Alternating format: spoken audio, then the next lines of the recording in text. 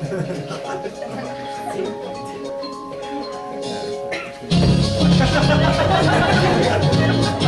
need one specific volunteer from the audience for this one. Keep the music going. It's the boy with the matching necklace. Ladies and gentlemen, I want to introduce you to my surrogate fiance. We have engagement necklaces. Yes, indeed. And the reason I brought you up here, okay, just a little down low. I still want it in the background. Right there.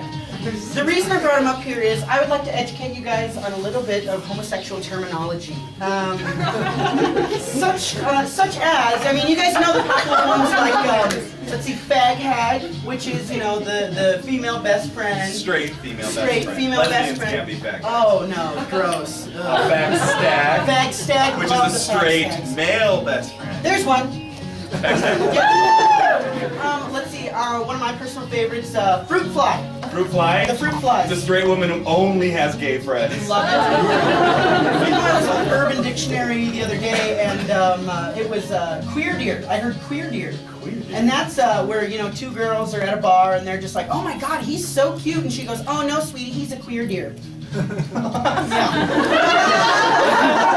And of course, the scariest one that I like to think of is the lesbian bull dykes. Like, you did not fuck with a bull dyke. Like, if there was 10 football players, like the burliest football players, and like 2 bull dykes, my money is on the dykes. Oh yeah. Do not screw with them. They look like they've been smoking for 40 years.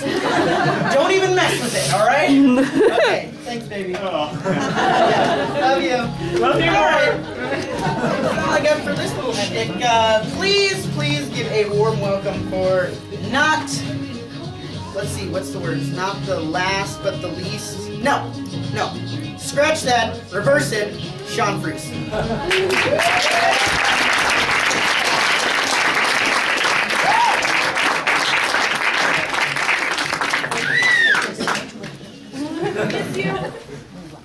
I've been missed? All right. It's been a couple months since I've been down here. I don't even know why I'm grabbing the microphone. Evidently, we need it for confidence issues, and if I really need it for confidence, I might as well just...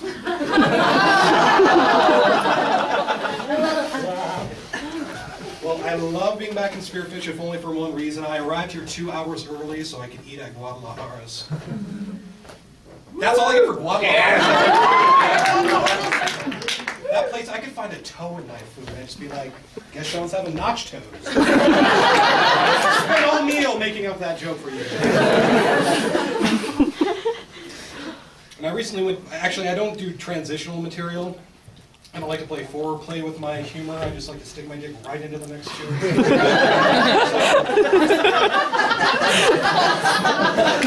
Recently, I went to a strip club in the area only to find that a disturbing number of girls that I went to high school with have gone on to become specialists in Daddy's favorite profession. This is my cheat sheet, so... Anyway, where was I? Strippers? Yep. Goal. Not that surprising, Daddy's favorite profession. Yes! Wasn't that surprising to find them there. I wasn't really judging them, but I had to find something out. How common is it for a girl to go straight out of high school into stripping? So I asked Mr. Google. We worked it out, and I found out this little nugget of information. Your average exotic dancer makes it a point to move a minimum of 100 miles away from their hometown before they settle on a place to work. I don't know what's wrong with the girls in this state because they don't move 100 meters. And it's disturbing on a number of levels, and I think somebody should make it a point to sit these girls down and tell them it is a good rule of thumb. That before you strip, you should move at least 100 miles away from anybody who may own baby pictures of you. And we know some of the people that live in this state. This is a good rule of thumb to save you from both your parents and creepy customers who may own baby pictures of you. Sorry, I'm nervous. I just quit smoking. And the only reason I quit smoking is because it got too expensive. Back when it was cheap, I actually had to resort to visiting this woman who specializes in changing your thought process about smoking to help you to quit. Yeah, it didn't really work.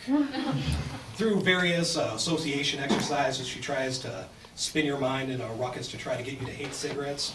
And I guess it worked on some level. I really did start to hate cigarettes, but I did not show it in a healthy fashion. I decided to show my hatred to the cigarette by lighting its head on fire, sucking on its ass for 5 minutes, and scraping its guts on the pavement, and then doing the same thing to one of its 19 siblings. And in fact, sometimes just to drive the point home, I would wait to scrape out the first one so it would be forced to watch me do the same thing to one of its brothers. Now the problem with this is after you take out your anger with that kind of satisfaction and malice, you really want a cigarette. And this lady, she told me it's probably be in my best interest to drop her program. She figured that my smoking was becoming the least of my problems. But I had built such a connection with her. I built a dependency on her, and I started treating her like my therapist. I wanted to tell her everything. My feelings of inadequacy, my low self-esteem because of a small penis. And she told me, no, I do not handle that kind of stuff. But just out of curiosity, how small are we talking? I told her, I don't know, 4 inches? Well, 5 if you include the wart.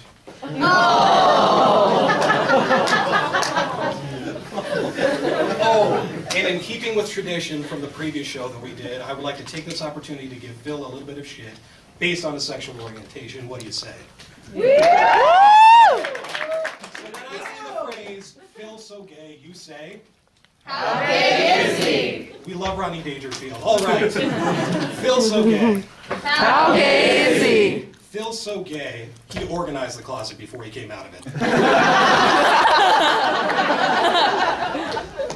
Phil is so gay. How gay is he? Phil is so gay, he shits Skittles and pisses Diet Pink Lemonade Crystal Light. Taste the rainbow. And finally, Phil is so gay. How gay is he? Phil is so gay, his penis comes with a pre-equipped function of reduced fat semen. Just because you're in the throes of passion doesn't mean you should be looking out for Mr. Love Handles. I guess the message here is don't do drugs. It took me a while to finally come around to the fact that I'm no funnier when I'm high. I mean, I know my friends always laughed a lot more, but they started laughing only at times where I was being dead serious. And this will be taxing on you. Like, I'll give you an example. About a month ago, I was conned in getting baked in my friend's basement. And by was conned, I mean brought both the apparatus and the snacks. And we were watching some tech coverage of the new iPad. And I started getting very concerned whilst watching it. And I took the Twizzler out of my mouth to tell everybody in the room that I was concerned that one day Apple may create some electronic feminine hygiene product and not know what to name it because some douche nozzle took iPad back in my mouth. Now, innocent enough, I did not mean it as a joke. Everybody started roaring with laughter and out of sheer shame, I had to occupy myself with something to keep myself from talking again, so I smoked more. Problem being, when I get extremely railed, I'm incapable of talking like a normal human being. I have to resort to going into my memory bank and just speaking favorite lines of TV shows. So when later that day, they went on to talk about how they could promote the new head shop they wanted to create, like they had the possibility to do it.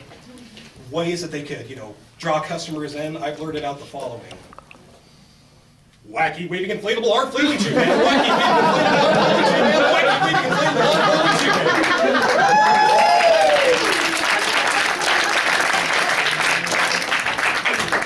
Dude, are you okay? Crudely painted, not so funny plywood cut out full car. Somebody give Sean another Twizzler.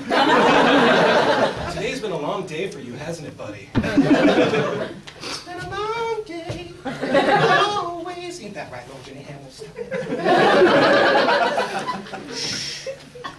Oh, by the way, you're really railed, really high, when you order a movie off a pay-per-view that you already own, not because you forget that you owned it, but because it's worth a $4 charge to you not to have to get up and put it in yourself. Oh my god. I've so been to that point before. Have any of you ever been having sex in your apartment and you think you're hearing the sound of the headboard hitting the wall echoing in the floor? But it turns out it's just the horny autistic kid that lives below you banging on the ceiling with a broomstick to the rhythm of your humping because it's the only way you can think to participate?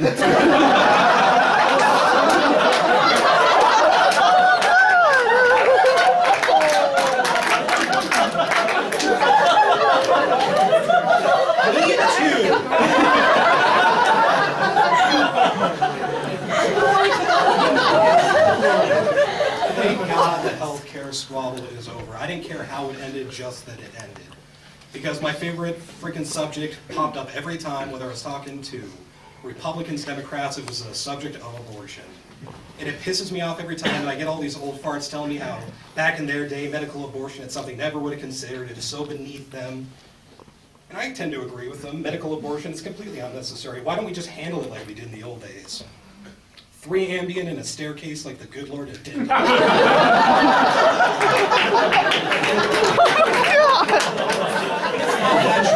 better the way my mom used to handle that.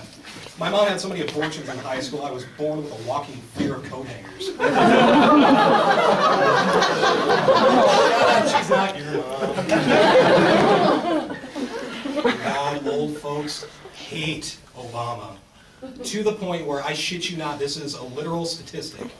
1/4 of all Republicans believe he is the Antichrist, the actual embodiment of Satan himself. Now call me patriotic, but I miss the good old days when he was just known as that nice colored fellow from Illinois. What do I know? I'm just a child of the 90s. And I'm definitely a child of the 90s, because I'm really starting to hate today's movies and TV. I mean, I remember on Friday night, I used to watch Mulder and Scully. Now I'm watching Chris Hansen with To Catch a Predator. Does it show any maturity on my part that my interests have gone from X-Files to pedophiles? And you guys know what To Catch a Predator is? Like, a handful of you do, but just as a recap for those who don't, it is a media run, a station-run sting operation, which you would think would be illegal, but it's not. Somehow they found a way around it. And they coordinate a meeting between an underage girl and a pedophile, get Chris Hansen mixed in, do a slight interview, he goes to jail. Now, my problem with this is, you can be indicted for coordinating an act of sex with somebody whom you believe to be over the age of 18. If it turns out she's under, your plea of ignorance doesn't play any role in court. And if you intend to sleep with somebody under the age of 18 and it turns out she's over 18, she just looks freakishly young, as is true with To Catch a Predator, you're still indictable. Which leads me to believe that your plea of ignorance and your intentions have nothing to do with a court of law unless it can hurt you. And the law, everything, the power has now been ripped out of adults' hands and is now being put into adolescent female hands. These same adolescent females whose only knowledge of the real world is based off of reruns of Gossip Girl and 90210. And whether or not you believe the law should be protecting the girls to this extent, something has to be said for the fact that at any point in time, Stacy and Lucy can get bored on a Friday night and some motherfuckers are going to jail. And just as a filler for you guys out there, some of the females out there, rape is not when a guy fucks you and never calls again. Rape is not when it turns out he's married, and rape sure as shit isn't when you just regret it the next day. Jodie Foster and the Accused, that was rape. Deliverance, that was rape. What Tim Burton did to Willy Wonka and the Chocolate Factory.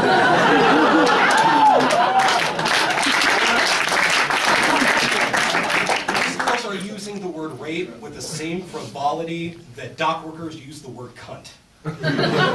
So why don't we save a word with that much power for some of the real victims? What do you say? I'd like to fit in a little bit of real world into that. Why don't we change gears and go straight into Axe body spray? Alright. Just to lay some knowledge on the females, I'm going after the males as well. Axe body spray, not a suitable substitute for bathing. I know it sounds shocking, and please don't think you've been putting one over on us this whole time. Please, God, do not think you've been being original. Douche nozzles have been doing it with Patchoulis in the 70s, Old Spice in the 80s, Aqua Velva in the 90s, and the new millennium ushered in the Axe effect, which I can only assume up to this point is loneliness. Oh, and for those of you who make a point to buy the Axe body wash, prepare yourself for what color body wash you're buying. Because I made the mistake of buying my body wash by odor alone, and my first experience with my new blood red body wash began like the opening shower scene from Carrie. And after giving my berry patch a good scrubbing, careful not to disturb the ward,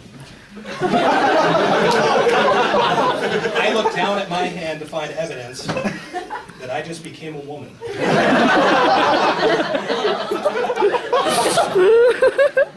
And this wasn't a little bit of red I'm talking about. I thought I had the flow of like a hemophiliac with high blood pressure after 3 Red Bulls.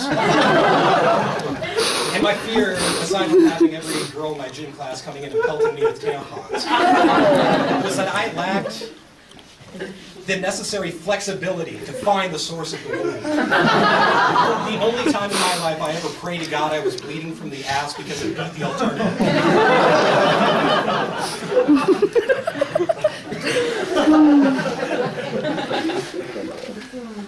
I'd like to wrap up tonight by telling you an actual true story about my first trip outside the continental U.S.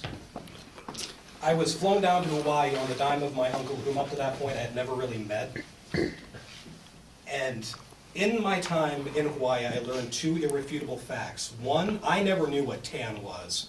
There were Caucasian women who were at my hotel who had the complexion of a campfire log. And number 2, it is very possible we never won World War II. Because there are not that many Japanese people in fucking Japan. And it's everybody. It's cops. It's not just tourists. It's cops. It's Arby's employees. And most notably, it is the tour guides at the Pearl Harbor Memorial. Now, I realize the irony of this. I'm not that threatened by it, but Hawaii is also a favorite vacation spot for a lot of World War II vets. And in this paradox lies one of my favorite stories of all time. I was at a sports bar with my brother, and I was on my 3rd platter of endless Sunday hot wings, when through the door walks this 6'4" beanstalk of an old man, wearing a World War II veteran's cap and an I Got Crabs at Joe, which is crab check t-shirt. Is that how you say that?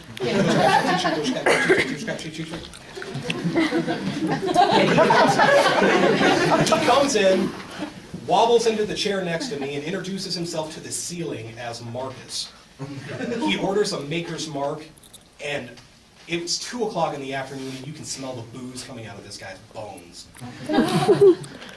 And he must have thought that he was slicker than KY on polished marble, because over the next hour and a half, he regaled us with tales of every piece of ass he's had since Boy George topped the charts. And about 2 hours later, I hear this high-speed jabbering coming through the door. And what do I find? A Japanese couple walks in arguing over a map. And I notice Marcus tense up immediately.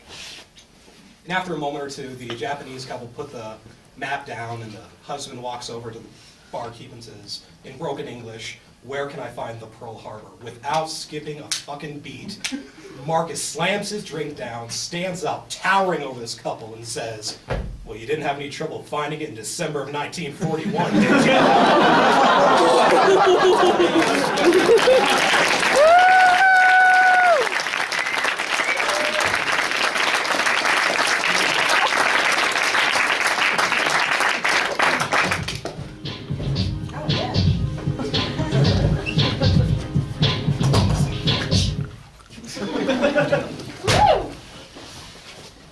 Thank you all for coming tonight. Before I let you go, I have one final story for you. Y'all have heard of chat roulette? Yes, yes. There is a homosexual equivalent called man roulette out there. Yes, indeed. And the reason I go on is because I am, in fact, well, among other things, a stand-up comedian. And what I like to do is I like to go on there, and as a Jedi/wizard/ninja/superhero, it is my duty, I don't pay enough attention to you guys, I'm sorry. It is my duty to protect the world from evil. And who is more evil than pedophiles? Well, I go on and I put on my backwards little cap like this. I take off my little shirt and I'm, you know, going on searching for my prey, and here comes the old man and they're just like, oh, hey, how you doing? How old are you? That's always their first question. And I go, 16. And I give them a show, you know, like I don't look, I'm always like, oh, what's this do? You know, like, whatever. Just lure them in. What's up? Yeah. And as I lure them in, you know, they're just like, and then when things really start to get crazy, and they're just like, oh yeah, maybe you should take off your pants or something like that. I go, all right, sir, I'm actually 23, and you are going to masturbate to a 16-year-old, you sick motherfucker. I am tracking you with a GPS right now. The FBI is to your house right now. Bitch. Well, among all those, I like to also find the normal people, and that is what this is. This is, in fact, a short story written by myself and a stranger I have met on Man Roulette.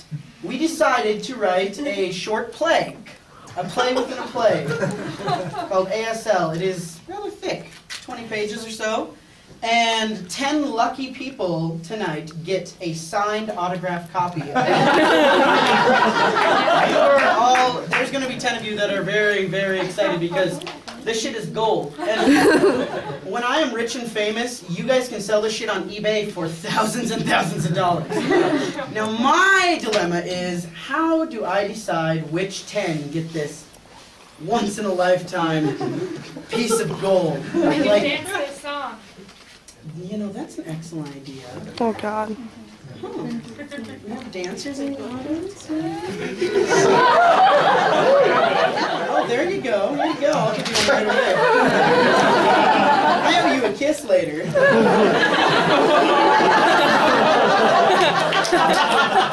Let's cue up some music, and maybe I'll just jam out around the audience and see who I'm feeling. Maybe that'll be the best way.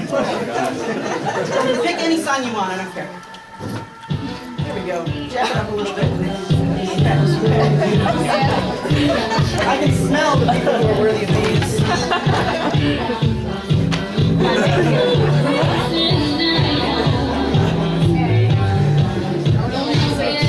I was. You gotta start doing it. Come on, guys. We're in college.